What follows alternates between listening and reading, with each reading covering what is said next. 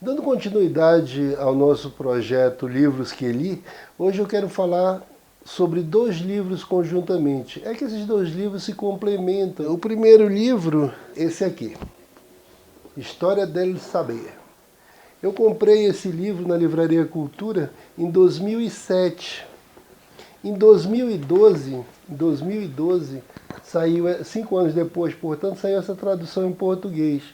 Eu li em espanhol, depois acabei lendo também, apenas porque é tão gostoso, acabei lendo também a versão em português, não é? O outro livro, o segundo livro, é esse aqui. Cultura Geral, tudo o que se deve saber. É o livro do alemão, do Dietrich Eschardenwitz. É difícil não ser alemão, viu? Então, desculpe aí. E esse aqui, o primeiro que eu falei, é do Charles Van Doren. Então, esses dois livros, como eu disse, se complementam, não é? Eles tratam justamente da história do conhecimento. É interessante que determinados assuntos, ou muitos assuntos, são tratados em um livro e não é tratado no outro. Por isso que eu digo que eles se complementam, não é?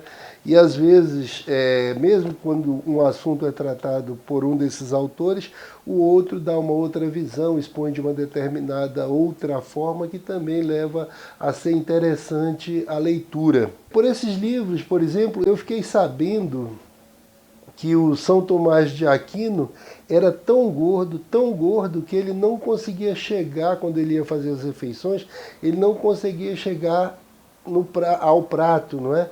A barriga dele era tão grande que tocava na mesa antes que ele pudesse. Então, qual foi a solução que eles encontraram? Eles fizeram um buraco, cortaram assim a mesa para que a barriga encaixasse e ele pudesse fazer as refeições, não é? Então, essa é algo interessante. Outro tema que o autor trata aqui, que me encantou também, é o seguinte: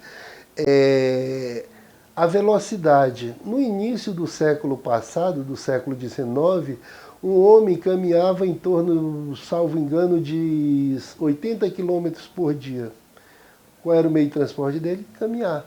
Com o carro, ele num dia caminhava já o triplo, ou quádruplo, ou quíntuplo disso. O que o autor coloca? É que mesmo isso tendo acontecido, não melhorou em nada a vida das pessoas. Ao contrário, nós estamos correndo cada vez mais para fazer as mesmas coisas, ou fazendo mais coisas e perdendo tempo para viver, na verdade. A gente trabalha mais do que consegue viver. A empresa que produziu o avião Concorde vai produzir outro também muito mais rápido e que fará o percurso que o Concorde fazia em menos tempo, mas tem que ver se essa tecnologia será aproveitada para que o homem possa viver. Porque nós estamos nos tornando cada vez mais escravo da tecnologia.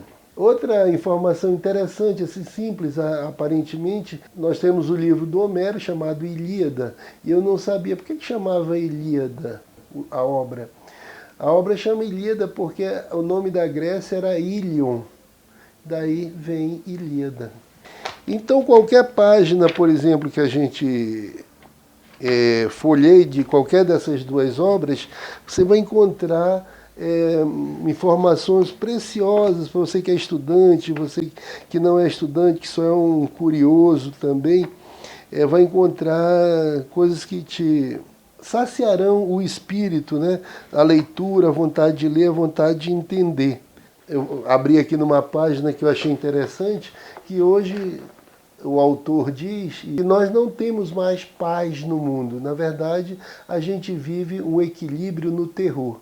Nós temos bombas atômicas capazes de destruir o mundo não sei quantas vezes, não sei nem para que precisa mais de uma, não é?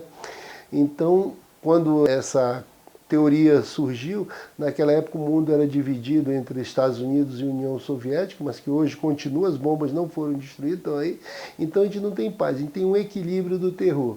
Um determinado país não joga uma bomba sobre o outro com medo da reação que ele irá sofrer da parte daquele sobre o qual a bomba foi jogada. Isso se tiver reação, né? Porque o mundo já estará destruído. Aqui, ó, já vi outra notícia interessante de ler. Quando as cruzadas, por que existiram as cruzadas? E isso eu trago até para o que acontece ainda essa guerra absurda que acontece entre judeus e palestinos lá, não é? As cruzadas não eram mais do que empresas comerciais querendo levar peregrinos para a terra onde havia nascido Jesus. E eu acredito que aquela grande disputa que existe ali, na guerra ainda atual, essa guerra nunca acabou, é causada por isso. Quem vai administrar aquele potencial turístico? Então, todo esse pensamento, tudo que o homem construiu desde a pré-história, desde que ele começou a registrar a sua história, muita coisa está nesses dois livros. Então, você que os adquiriu, que emprestar de um amigo, eu não empresto o meu porque meus filhos estão pedindo também para lê-los. Eu espero que os senhores gostem desse livro, absorvam algumas, claro que ninguém absorve todas, mas algumas das informações que neles contém, pois vale a pena. Boa leitura e até a próxima.